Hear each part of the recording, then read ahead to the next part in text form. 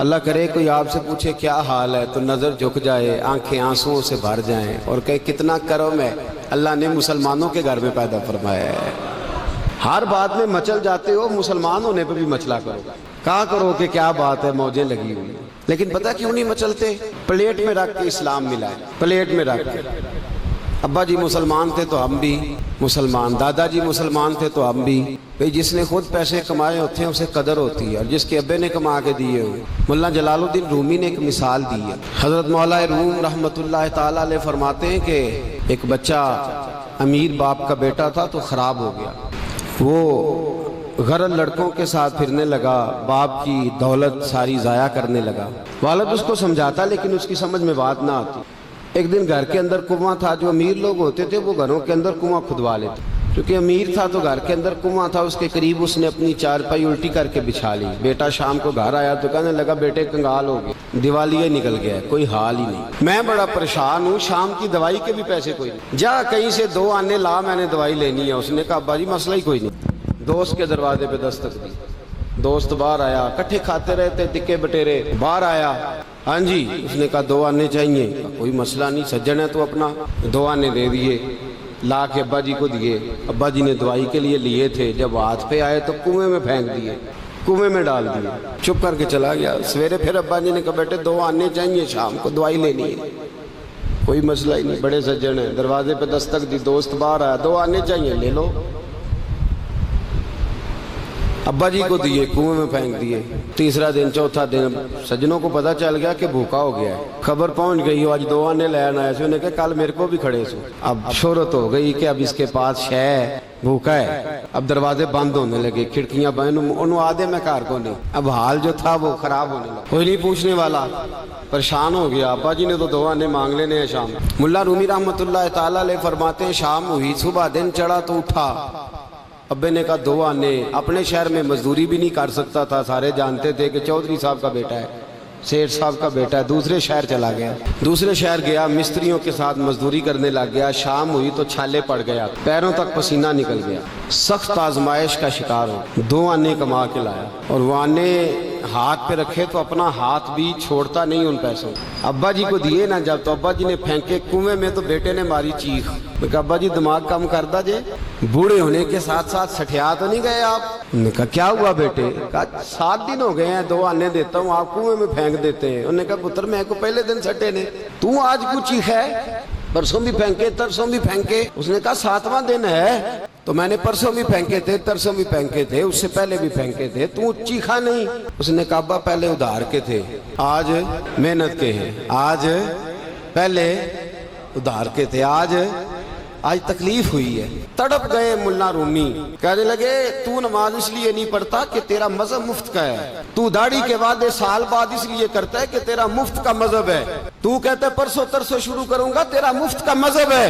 ملا رومی کہنے لگے اگر تو نے قدر پوچھنی ہو تو پیسے خرچ کر، مدینے جا اور جنت البقیع میں بی بی فاطمہ کی قبر پہ کھڑے ہو کے پوچھ دین کتنی قدر والا ہے، پوچھنا حضرت فاطمہ سے۔ اور پھر سیدہ فاطمہ تجھے بتائیں گی کہ میں 5 سال کی تھی جب سے مصطفیٰ کے وجود سے اوجڑیاں اتار رہی ہیں، اور اس دن سے لے کر اپنے حسن حسین تک میں نے کوئی شے نہیں بچائی۔ مسلمانوں نماز نہ چھوڑنا، یہ دین ہم نے بڑی مشکل سے حاصل کیا ہے۔ مسلمانوں قرآن نہ چھوڑنا، یہ دین بڑی، فرمایا جا تجھے بتائیں گے وہ یہ کتنا قدر والا ہے، وما قدر اللہ کا قدر ہی، تجھے کیا پتا، تیرا کوئی بچہ کربلا میں شہید ہوا ہے، تجھے کیا خبر، تیری کوئی ماں نے پتے کھا کے گزارے کیے، تجھے کیا اس دین کی قدر ہو، تو نے کوئی تھپڑ کھائے ہیں دین کے لیے، تجھے کیا پتا ہو۔ تو مفت میں کہتا پرسوں رکھ لوں گا، ترسوں رکھ لوں گا، میں شروع کرتا ہوں، میں دیکھتا ہوں، میں آتا ہوں، میں بس فلاں کر، کیسے، تجھے کیا خبر ہو۔ دین نبی دا او کی جانن، دنیا دار کمینے، دین نبی دا جانن والے سو گئے وچ مدینے، کیسے قدر کا پتہ چلے۔ پوچھنا حضرت بلال سے کتنا مہنگا ہے یہ۔ حضرت عمار بن یاسر کی قبر پہ کھڑے ہو ملک شام میں جا کے، وہ تجھے بتائیں گے دین بڑا مہنگا ہے، بڑی مشکل سے لیا ہے، بڑی مار کھائی ہے۔ میری ماں سمیہ کہ پیشاب والی جگہ نیزہ مار کے ابو جال نے قتل کر دیا تھا، کہا پوچھ تجھے پتا چلے یہ کتنا مہنگا ہے، تجھے کیا خبر ہو اس کی قدر کیا ہے، اور پھر بھی تجھے سمجھ نہ آئے، پھر بھی تجھے خیال نہ آئے۔ تو مولا رومی کہتے ہیں کبھی سیدہ خدیجہ الکبریٰ سے پوچھنا نبی پاک تجھے اپنا درد نہیں بتائیں گے، ختیجۃ الکبریٰ بتائیں گی کہ ساری رات رسول رحمت جا کے کہتے تھے یا اللہ میری جھولی پھیل گئی ہے، میری قوم کو ہدایت کا نور دے دے۔ رات روتے گزر جاتی تھی، دن پتھر کھاتے گزر جاتا تھا۔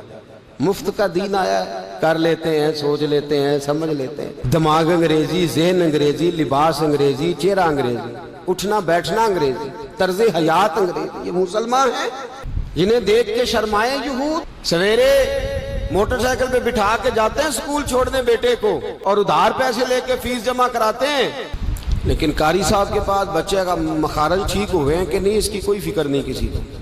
قرآن شریف ہے، قاری صاحب پڑھانے آئے ہیں سائیکل پہ، بیچارے 1000 روپیہ لینا ہے انہوں نے، وہ باہر کھڑے ہیں دروازے پہ، اور نواب صاحب کے بچے اندر بیٹھے، وہ کہتے ہیں اوہ قاری صاحب تو دسنا یاد نہیں رہا، بچے دے پرسوں دے نان کے ٹر گئے نالے تسی تے قاری ہو، ایڈے کو قاری ہو، چھوٹے جے مسجد دے مولوی ملوانے، پھر آجے پھر کیڑی گل ہے۔ ہاں وہ ایم ایس سی والا ٹیچر ہوتا تو اس کو پہلے کال جاتی ہے آج آپ نے نہیں آنا، آپ وما قدر اللہ حق قدر ہی۔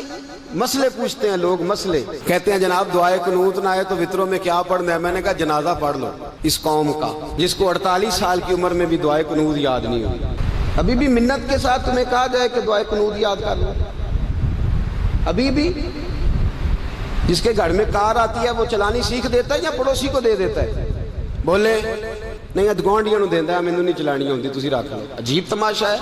نماز کی باری آتی ہے تو کہتا ہے کوئی نہیں قاری صاحب جو پڑھیں گے میں پیچھے پیچھے ٹھیک ہوں، مجھے کوئی ضرورت ہی نہیں یاد کرنے کی۔ مولانا جلال الدین رومی فرماتے ہیں تجھے قدر نہیں، قدر کر قدر۔ مجھ سے ایک صاحب نے کہا شب قدر کیا ہے؟ میں نے کہا قدر والی رات، جس کو قدر ہے اس کی شب قدر، اور جس کو قدر ہی نہیں، جس کو اس کی کوئی شب قدر ہے، شب اس کا معنی کیا ہے؟